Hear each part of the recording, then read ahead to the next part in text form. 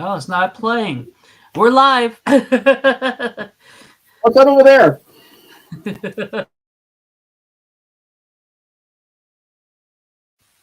It's not playing. I don't know why. That's weird. Okay, done messing. For the people listening, they don't know. Boom, boom, boom. Underground Video Network. Whoop, that wasn't me. It's trying.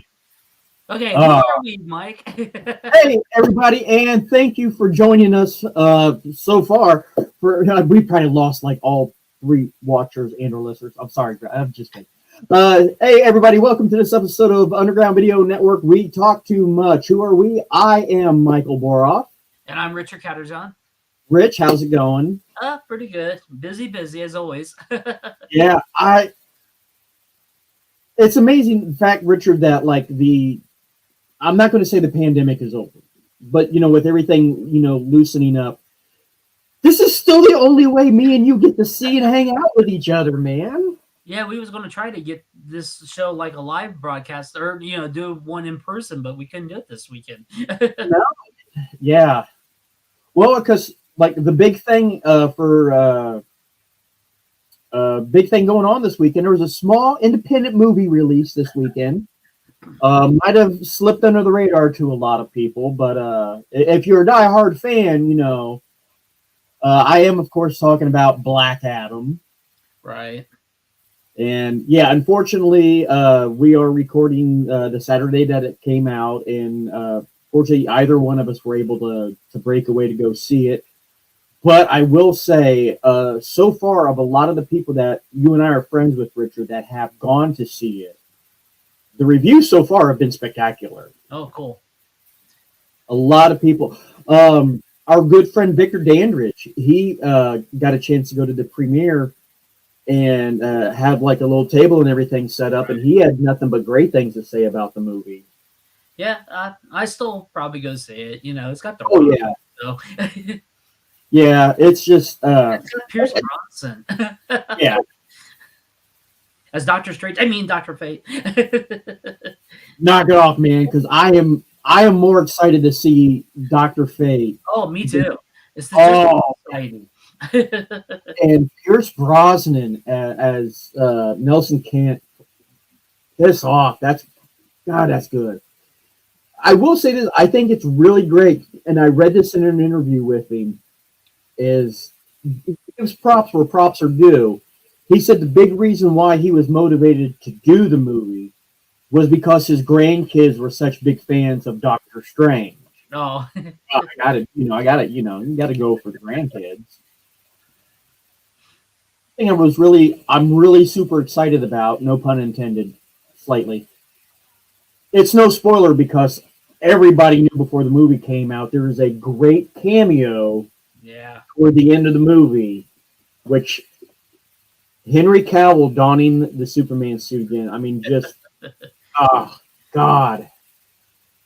Now this might end up being a Saturday or a Sunday matinee for me, depending on how quickly I can get my yard work. God, being an adult nerd sucks so hard sometimes. I'll throw our welcome on the bottom. This is episode 127. People just don't know the struggle. You got those responsibilities, but then also it's just like, it's getting late in the year. Do I really need to mow the yard? How much more is the grass going to grow? Or, I got to go to the Lego show, one or the other, right, Mike? Oh. Yeah. Hey, I pull no. I did want to mention, because I posted the pictures on our Facebook page. Wasn't last weekend. I had to work last weekend, and you've got a great story about last weekend that we will get to. But the weekend before, I got a chance to go to Fort Wayne to the Coliseum for Brick World, and I'm telling you, even if you're not like a diehard Lego fan like I am, there shows like that are still worth going to just to see how much work, how much creativity, these people who do the Lego sculptures, and I call them sculptures, really put into their stuff. There was this one guy, as I'm walking around, I see this great bookcase, smaller bookcase from a distance, and I've got the Lego ship in a bottle, but I could see from a distance that he had custom ones, and I'm like, oh, that's great! I can't wait to go look at that. And as I'm walking closer, I realized that the bookcase was entirely Lego. Oh wow. From a distance, it really looked like a great old wooden, very ornate bookcase. Huh. And I told you, Richard, I got to throw the Underground Video Network Trust thing around because being in the Coliseum, there was a walkway up around, and I thought it'd be really great to get some really great crowd pictures. So I just casually mentioned to one of the workers that was, taking tickets out front, hey, is there a way to get up front? And she goes, oh, are you with the news? Are you with the press? And like by that time, I was already in too deep. I'm like, yeah, I have a website, Underground Video Network. We from the Ohio area, but we cover. I just started going into this whole spiel, and it was just like I'm in too deep. I got to go through with it. So she brings up like the director of activities, and I'm like, oh no. But he was super cool. Took me up the elevator, unlocked the door. I got some great pictures.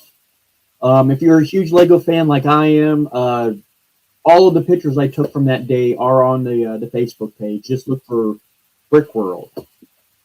But that was nowhere near as cool as what you got to do last weekend, Richard. Well, I just Delaware County Public Library was doing a book signing from Felissa Day. And I've been wanting to see her because I tried what how many times before this I Oh had yeah, she was at Cincinnati Comic Expo, and I tried to get there that year. That was the year I had to bail because I got sick, and then there was a couple other signings before that. And here it's right in our own backyard, basically. I mean, it's in the middle of our tri area where we cover. So yeah, so I decided to just go down. I asked you, but you had scheduled work, so yeah. One of like 4 Saturdays throughout the entire year I had to work, and yeah, So it was cool. Got to go down.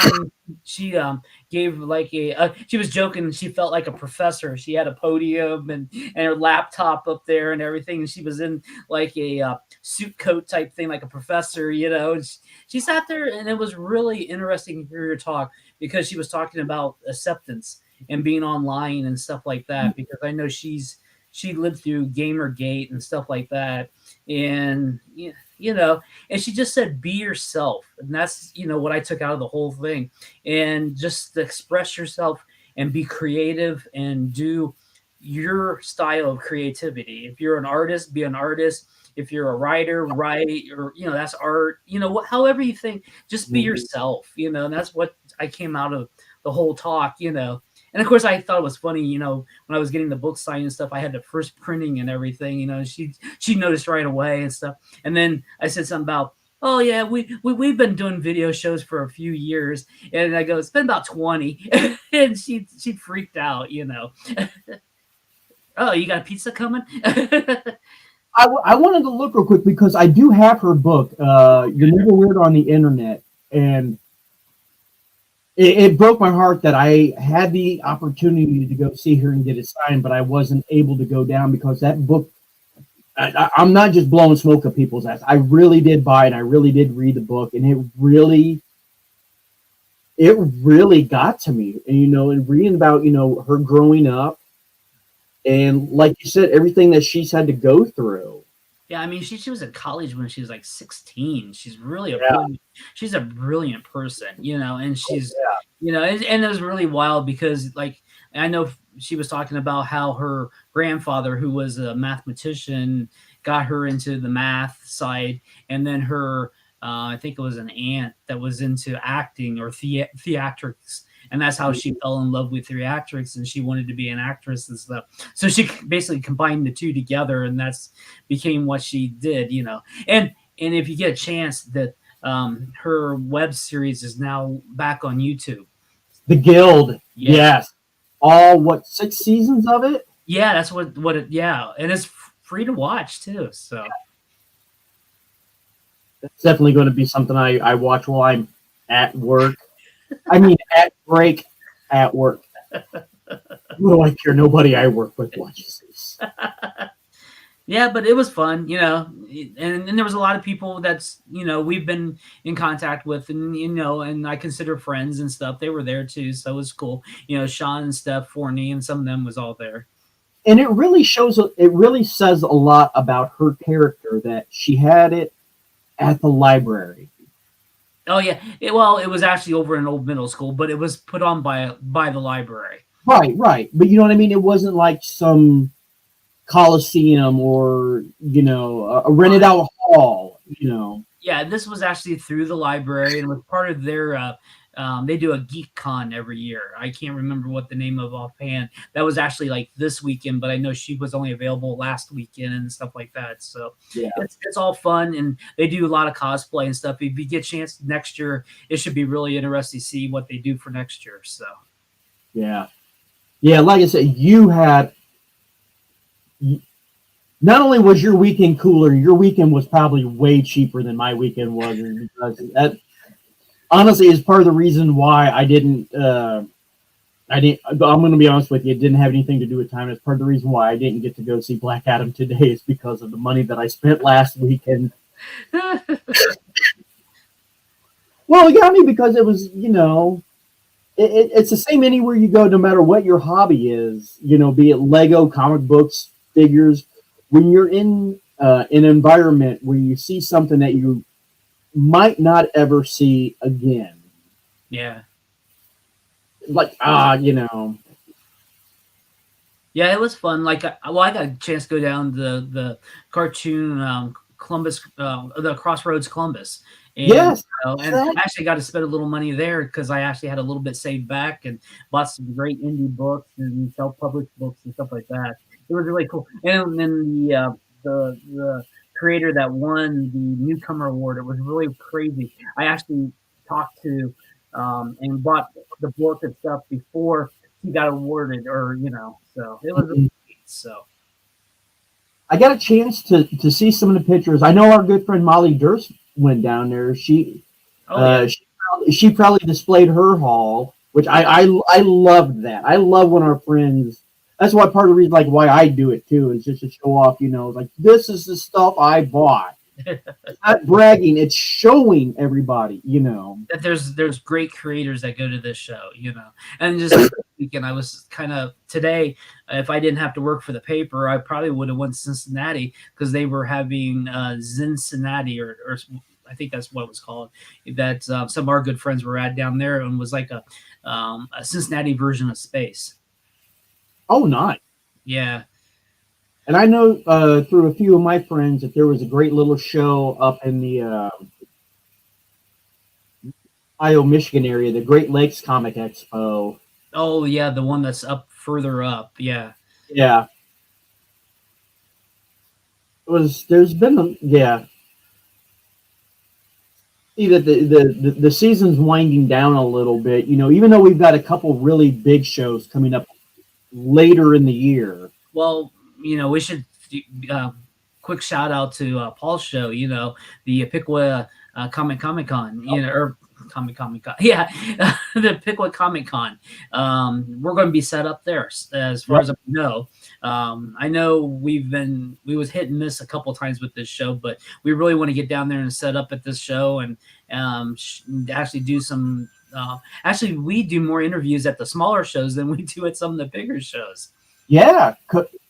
Well, that was a thing that was like a catch-22 for us when we went to Cincinnati.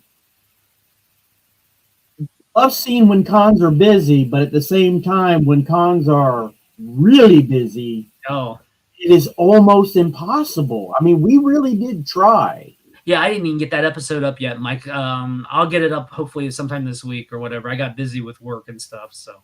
But even that, we had to shoot that out in like the lobby area.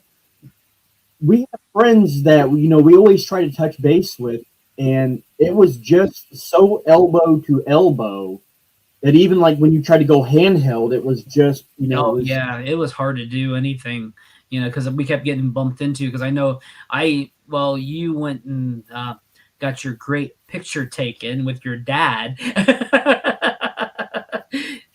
A wall, both of them hanging up on my wall right now, man.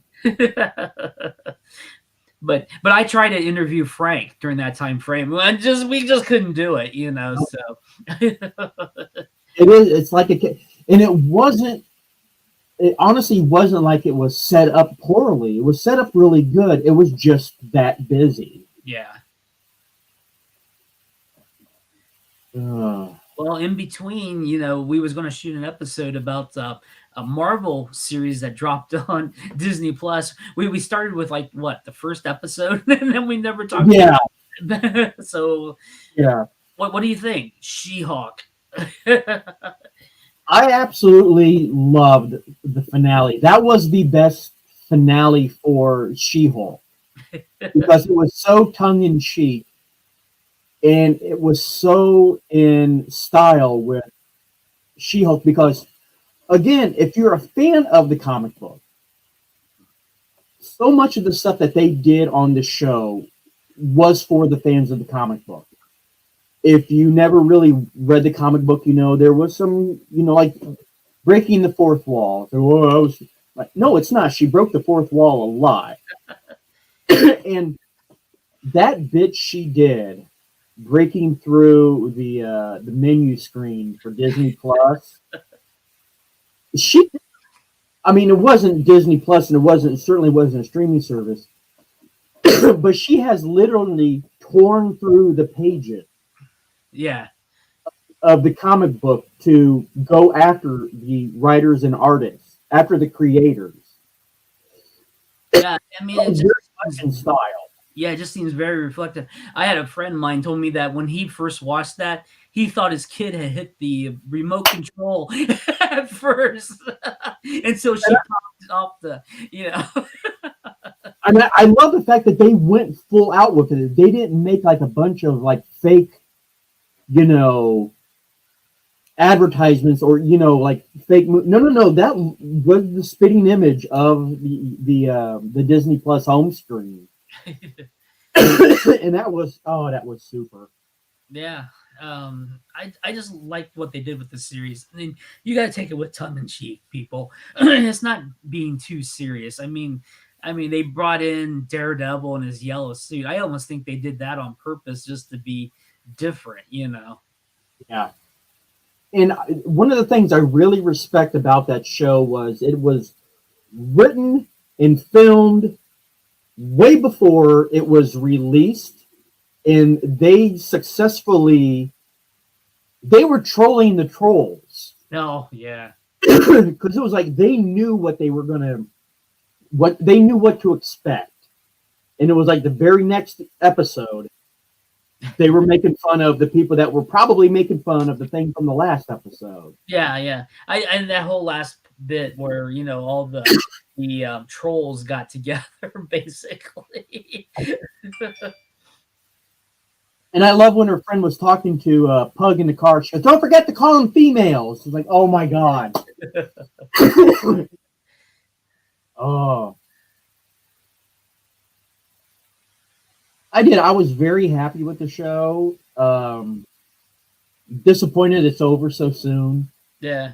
Like Well, I really want more.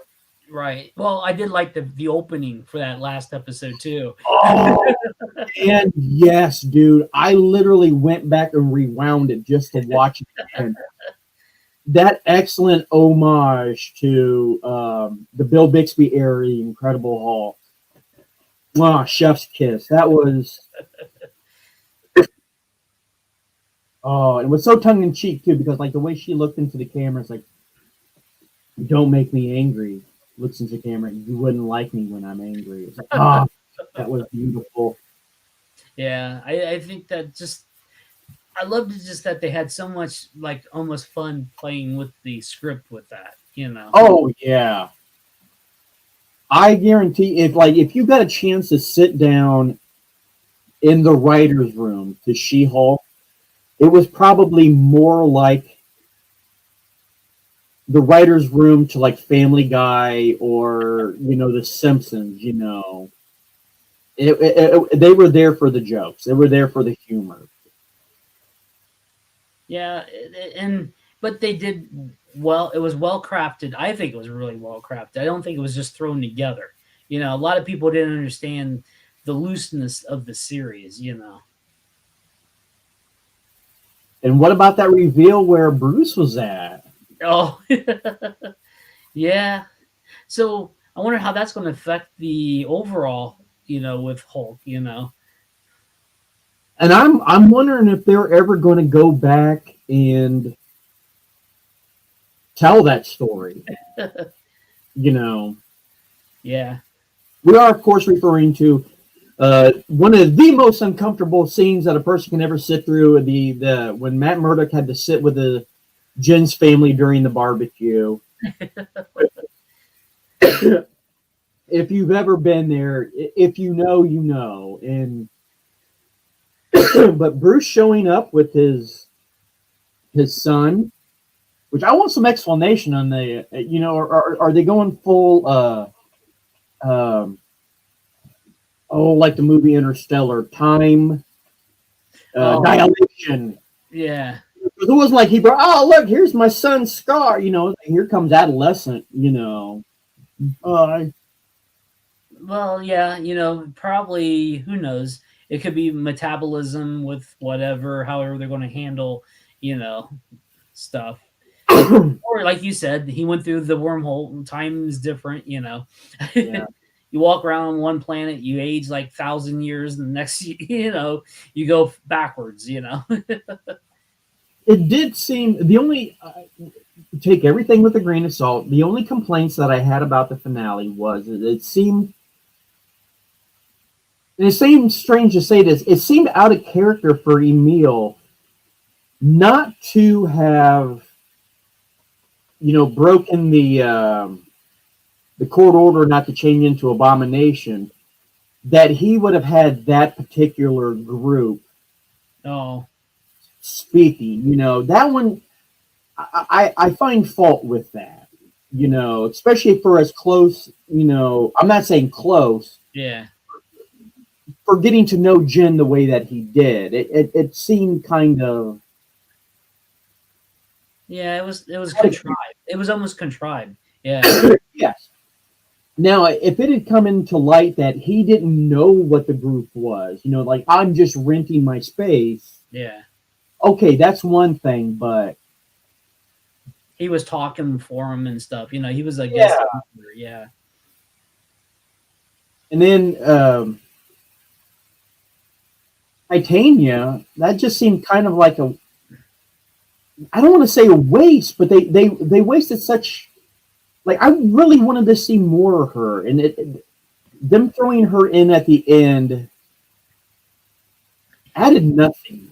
Yeah, well, I think the whole premise was they wanted to look like that because they did that on purpose. I think they wanted to throw an ending together where it wasn't even supposed to be like the ending because it wasn't the ending she wanted. True.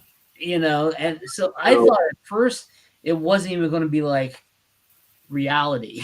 You know what I'm saying? Like it Mhm. wasn't really part, and then she'd like wake up and in the shower after she slipped, thinking she got shot or something. Right? I did really like um, Kevin. Here's the one thing that I really liked about it. It was such a small, subtle detail, but if you looked at Kevin's lenses, the cover of it was very obviously a ball cap. Believe me, I know a ball cap when I see a ball cap. And Kevin Feige, that's almost not like a trademark, but he's the only person I know of that wears a ball cap more than I do. That was a nice subtle little touch, and I loved. God, that's what we Hulks do. Bruce smashes walls, I smash the fourth wall, and sometimes Matt Murdock. God damn it, that was so brilliant. I loved that,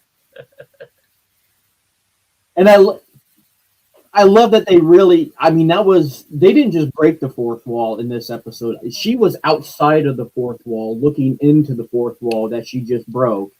Because I liked just like, would you mind go ahead and changing back? The special effects are really expensive. but we're going to have you do it off camera because the transformation, and then they show Kevin, then they show her, Yeah. so good. It reminded me a little bit of The Matrix, the second one, where he goes off into that other world where the guy that ran the universe had all the The money. art, Yeah. yeah. And I love that jab too. Save it for the big screen. Really? No. I guess now is it still just rumor, or is the second season been confirmed? I'm here. You know what? I just had this conversation today. I'm hearing the opposite. I'm Oh, hearing that they're saying that there's not going to be a second season. huh. But again, take it with a grain of salt because everybody thought the same thing with Loki. True. Everyone assumed there was going to be a sequel. Then it was slipped out that there wasn't going to be a sequel, or not a sequel, a season 2. Right. I know Moon Knight supposedly has been okay too now, so because of that one shot, that happened also because we can go there. Werewolf by Night, man. Let's jump into it. That was spectacular. That was Halloween came early this year. everything about the way they did it, even down to and you got to give them credit on that because not only was the use of black and white did it set the mood, but they came out and said that part of the reason why they did black and white was because they wanted to show blood but couldn't show blood. Right. But if it was in black and white, it could show blood because it didn't look like blood, even though we know it was blood. Except for the gem. The gem was red. It was very cool too. I like it. It had that Sin City stylized feel of the black and white, where it was like key elements, Yeah. like the gemstone. But and I like how they used more practical special effects on him being werewolf. Yes, and I'm sorry for as much as I do love me some CGI. I will always be an old school practical effects person. And when I found out later on too that not only were the effects for the werewolf practical, Man Thing was practical too. Yeah. Yeah. And it was just like, because I'm looking at it and I'm like, this. I'll give him credit. This looks really good. And then I found out later on why it looked so good. Yeah, I love it when he busted through that wall and stuff. That was just crazy. Oh, and I loved. What's her name? The main antagonist or the protagonist. Yeah. Just her casualness, like, oh, hey, thanks, and what was it? Roy says hi, just, that's the property I need to see more of. I need more of the two of them. Yeah. The only thing I realized, I don't have the original Man Thing movie anywhere. I went through my whole collection looking for it. I thought I bought it on DVD. Yeah, I don't have a copy, but I did find a copy of my Lord of the Rings I've been looking for. So, is that the Baskin animated? Yeah, the animated from '78. I knew I had a copy somewhere, but I digress for a second. But yeah, I really thought I had the Man Thing, but I did find my copy of the Nick Fury movie with the Hasselhoff. So, oh my god, I don't have the DVD, that the rare printing that was through Best Buy only. I don't have that, but I have the actual VHS copy when it first aired. Oh my god. With the commercials. Oh, dude, that'd be worth it just for the commercials. That was one of the great things about before you could really track down the Star Wars Christmas special when it was still like uber, taboo. And it was like, that was one of the highlights, was seeing the commercials of the day. Werewolf by Night, I'm probably going to go back through once we get closer to Halloween. That's going to be one that I am going to rewatch. I really did enjoy that one. It was way better than I expected. Not that I expected less, but it was just like, oh, yeah. As a standalone, it was awesome. Yeah, it was just now. How does that even fit into the Marvel universe? Everybody's talking. Yeah, What's this going to do? Are we going to get more like stuff like that, Moon Knight and everything? Because I really can see how it's going that direction in some parts of this. Because it worked. And if it works, they'll do it again. So they almost do shows like that as like a litmus test, or let's gauge the audience's response. right, yeah. And I think it's all been favorable. I don't think anybody's really knocked it that hard.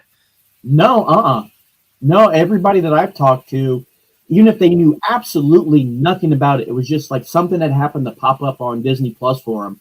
Everyone that I've talked to has watched it has really enjoyed it. Yeah. And I know it's not quite for kids nowadays, but let them watch it. Let them grow up a little bit. Yeah, that line's just so gray anymore. I thought about this just today, Richard, because I was at the comic book store, Alter Ego Comics in Lima, Ohio, and one of the comics I noticed on one of the upper shelves was Harley Quinn, but it was Harley Quinn from the HBO Max, right? Okay. And I picked it up and like first panel, first page was she's dropping the F bomb and calling the Bat family effing dildos, and I'm like,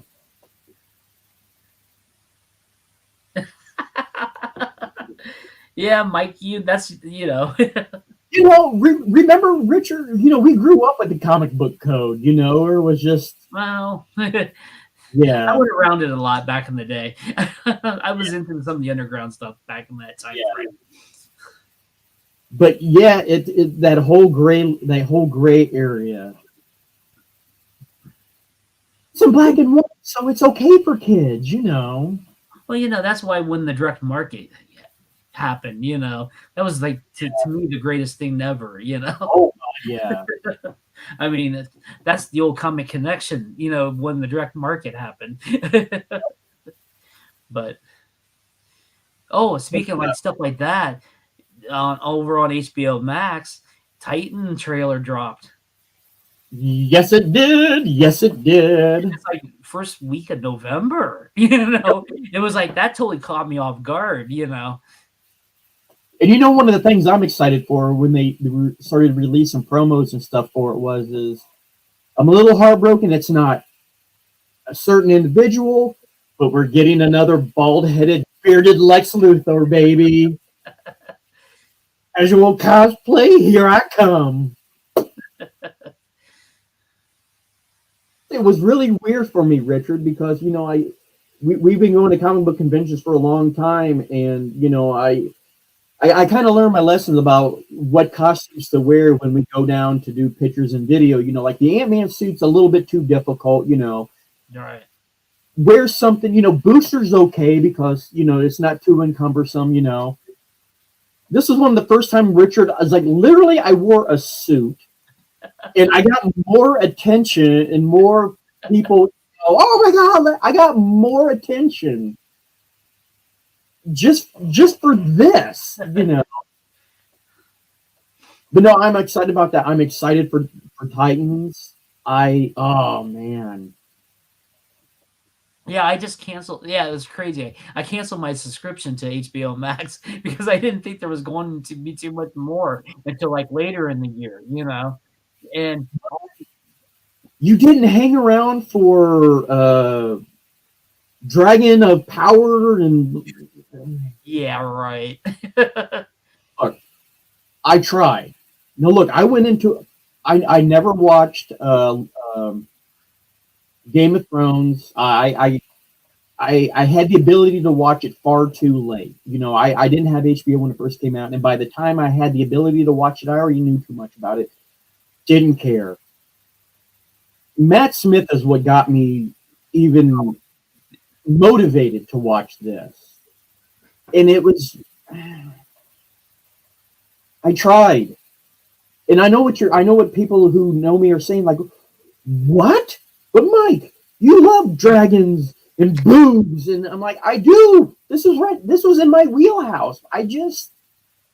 I found myself not giving a shit. I'm gonna be honest with you. I just really, I tried. Now I will say the one show that it took me a few episodes to get into was the Rings of Power on Amazon. Yeah.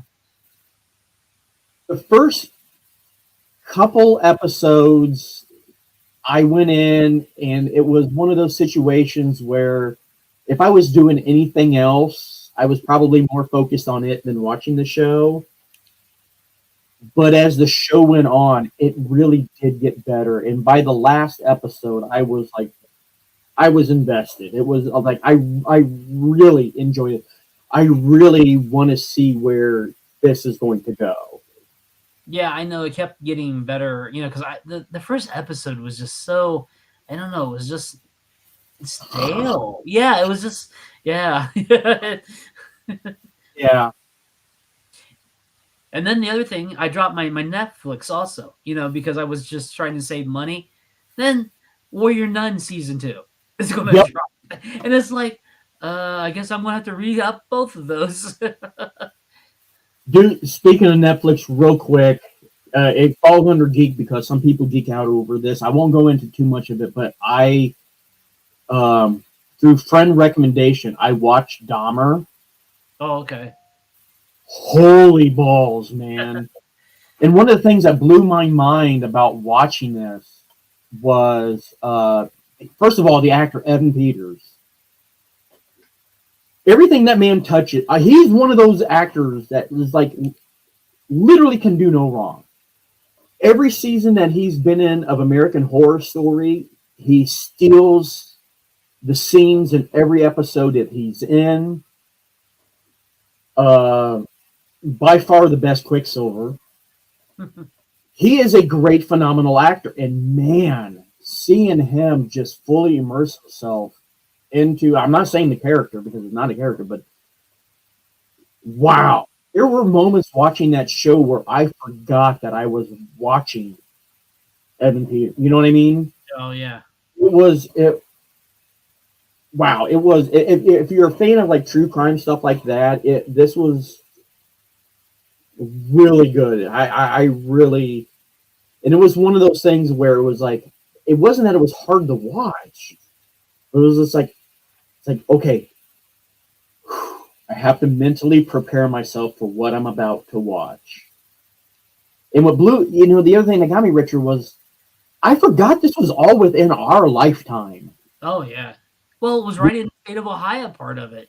Yes. There's a Lima connection to him.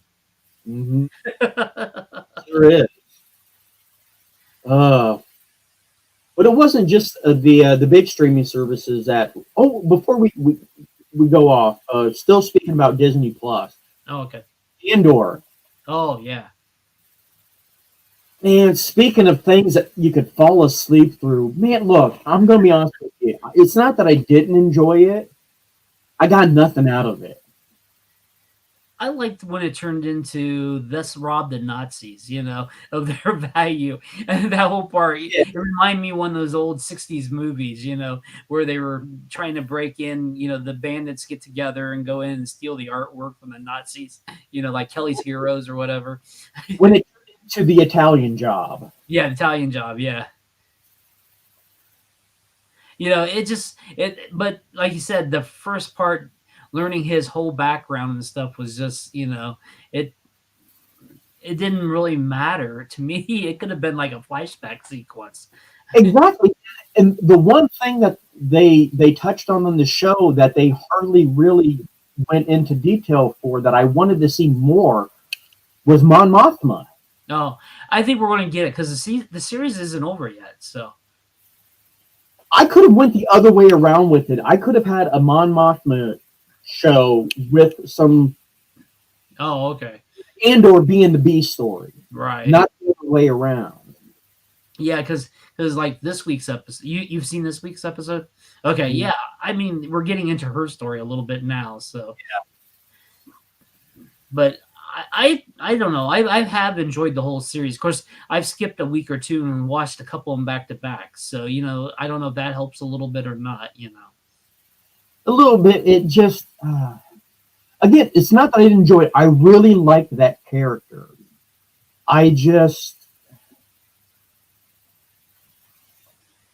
maybe they went too far back. Is like I wanted to see Rogue One when he was talking to Jin. You know, he talked about all of the bad stuff that he had to do. Oh, yeah. That was the stuff I wanted to see, man. You Yeah, know, we'll get there. yeah. I mean, But yeah, he did kill those 2 guys, so, you know. Oh, oh, yeah. but I do like the story building of this series, though, you know? I mean, I know it's kinda slow for some people, but I it's I like it myself, you know, and I like stories, you know, where it's dark and stuff like that, you know, and having this set in Star Wars was just unique, you know. I am looking forward to. Well, I wouldn't say looking forward to. I really want to know what the hell is going on with that corporation guy that got fired. The security, you know, Oh, the yeah. because again, it's one of those things. Is like you're dragging it out too long. It's like I'm curious, but now I'm over it. You know, it's like get to why ever the hell you're focusing on this guy is like the C story. I think he's going to be the guy that's the original commander of the Death Star. Oh, before he gets taken over. You Oh yeah. remember Well, how they do that? uh, but it wasn't just the big streaming services that had some really good content. Stargirl. Oh yeah. Oh, this season has been really good, and I'm not just saying that because I am a huge fan of Joe McHale, and I love that they brought him back as Starman. I really like the dynamic that they had with him and Stripesy, Pat. I love that it's he still sees him as his sidekick when no, he's become a hero Right. on his own, in his own right, but he still has trouble seeing him as anything other than his sidekick. And what was really nice too is good storytelling is they're really dealing with Chester's grief, the survivor's guilt. Like why did I get brought back and not, Oh yeah. that was just really good storytelling. It was grounded storytelling. Yeah. I don't know. This season kind of I don't know. It drug for a couple episodes there. It did, yeah. I don't know. I'm just hoping maybe next year, if there is a next year, or moves over to HBO Max or something, that maybe it picks up a little bit. You know what I'm saying? Yeah, I we're in that weird area right now, Richard. Where it's like, well, we know, we've got Titans over here. What else are they going to be bringing over? Well, the CW got bought. They have Yeah, new owners. So how long are they going to keep with this type of programming? Because CW's graphics is not quite what they think it is. The yeah, Yeah, the broadcast isn't the youth as what they try to program it as. The youth watch all that stuff on the app, not on the broadcast. And this other company that bought it out wants to turn it into more towards that demographic. Like, I hate to say it, but it's almost like our generation and a little older is what they're trying to program for now, and it's looking to be more. How do I say it? Conservative programming will probably start happening. They're gonna pull back and have more like live programming, probably game shows or something. more damn reality shows, you Yeah, know. yeah, that's what I have a bad feeling is going to happen. So, hopefully the DC properties can kind of slide on over to HBO Max, but they're having their own internal struggles with their bosses not wanting to do what they originally was going to do. I mean, just look at Batgirl. Yeah, that was goddamn ridiculous the way they did that. Yeah, it's all money. That's what the new people from Discovery came in. But I've seen that company fall apart before, so literally.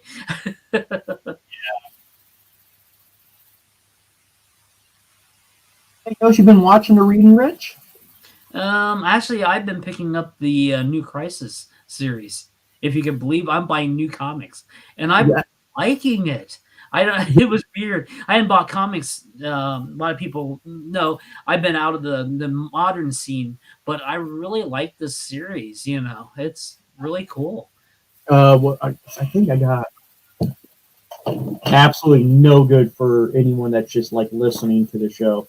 Uh, Not only did I like Dark Crisis, I actually really liked the spin-off books. It was Oh uh, yeah, Pariah from the original Crisis on Infinite Earths is kind of gone off the deep end, yeah. and it's one of those I got to destroy everything for the good of everything type of scenarios, and And wants his universe back. He's yeah, broken down. Wants his way it used to be. And it yeah, doesn't work. And it doesn't Dark, work.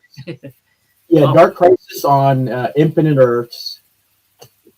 And I like the way they did it too, Richard, where it was just like the one-off books is just like he was smart in that it was kind of like the Matrix, where it's just like they learn that they can't give them the most ideal scenarios, but we're going to build the worlds cater to them.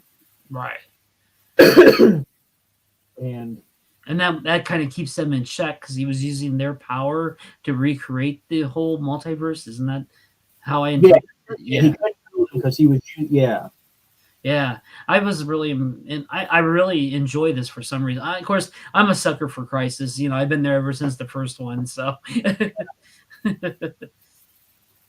I'm waiting for the Crisis of Infinite Crises, where it's just going to be Crisis squared, where the crisis is going to be every crisis that's ever happened is going to happen at the same time, and there's going to be crises on type of crises, and CX, CXI Infinity.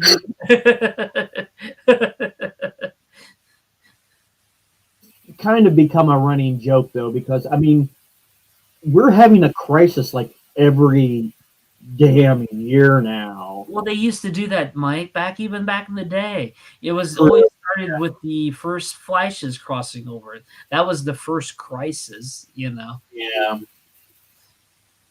mix it up a little bit. Buy those people a damn thesaurus. Like a crisis. You know. Speaking of comics, break this out real quick. One of the things I picked up last week that I've been really excited about. Again, huge Superman fan. One of the running storylines in Superman books is that Superman has formed a team and gone off to War World to liberate those people. And while on War World, Jonathan Kent has stepped up and taken his role as Superman while Dad's gone. Awesome. I really am a huge fan of Jonathan Kent. Um, I know there's been some controversy about him. I don't give a shit. You know why? Good storytelling. I like that kid. And uh, I believe this is the final issue of this run of Superman, Son of Kal-El. There was a great moment at the beginning of the book where it's like a flashback, and at first you think it's Clark because the narrator is telling the story about like when his super hearing first kicks in and how everything was overwhelming. But we find out that it was Jonathan, And it was a great moment because Daddy Clark comes to talk him through it since he's been there, and it was a great little moment. He's like, "Focus on my heartbeat," and it was a great panel, great art, and with everything that's going on in the book, Jonathan just stops. He's like, "Give me a sec, I'll be back," and he just takes off. He could hear his dad's heartbeat for the first time in months since he's returned from War World. And it was just one of those moments, like as a comic book fan, you're just like, you know, because there's so many books. You know what it's like, Richard. You read comic books, it's like, I enjoy this book. It's a nice book. But few and far between are those moments where you're just like, God damn it, that was good. Man, that was really good. And that was one of those moments. Superman has returned back to Earth, and it was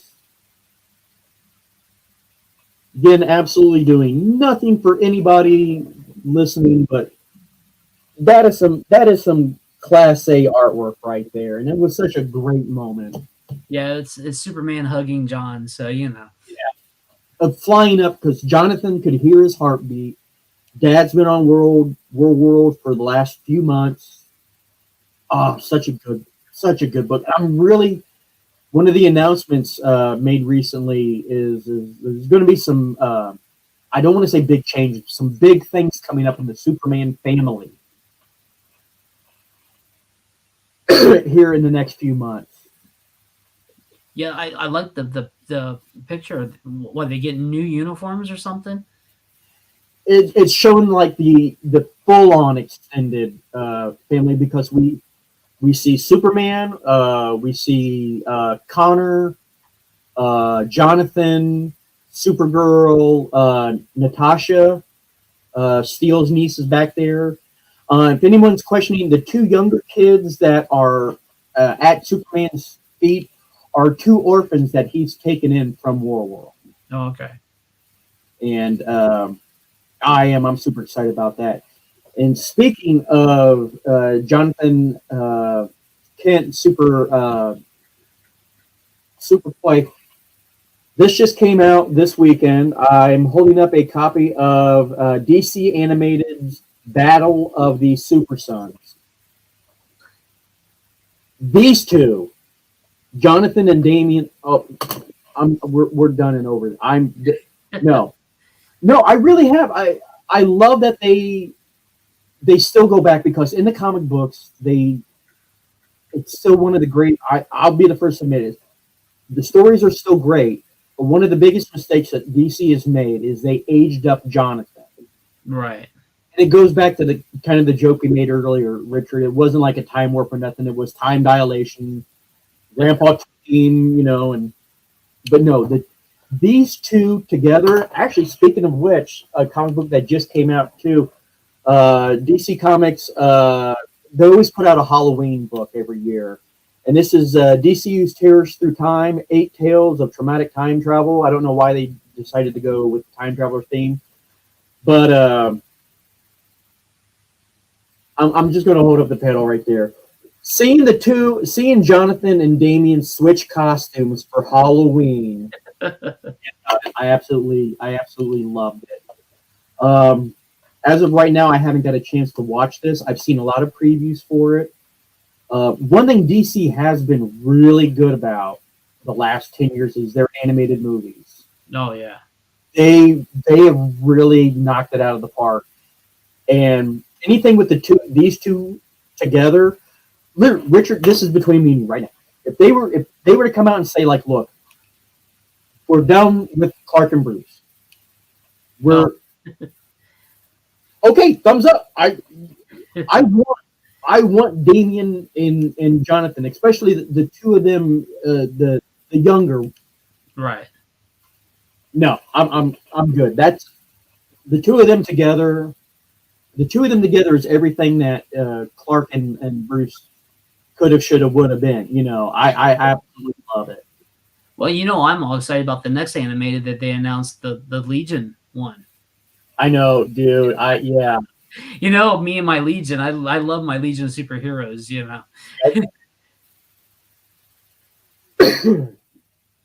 So yeah. Um, Something else I picked up just today that I look forward to telling you about the next time we got a chance to sit down is I picked up the Oh, Gotham Knights for PlayStation 5. I just picked that up today. Literally got a chance to sit down and play about an hour's worth of it, Richard. Really impressed with it, man. First of all, like first damn near whole 5 minutes of the game is just cinematics of. It's not a spoiler because the thrust of the game is that Batman's dead, and we got the four: Jason Todd, Dick Grayson, Barbara Gordon, and Tim Drake uh, stepping up to fill Bruce's shoes. We get to see a really great animatic of how Bruce dies, and it was normally stuff like that. Richard, I hit the skip button. I'm like, I don't care, I don't care, I don't care. Just give me to the story. An hour's worth of playing it. The graphics are really good. I'm enjoying it. Controls are really good. The story has been really good so far. It does suffer from that little bit of when the Avengers game first came out. Everyone made fun of it because it was just like, oh, those aren't the Avengers. Those are the cosplayers.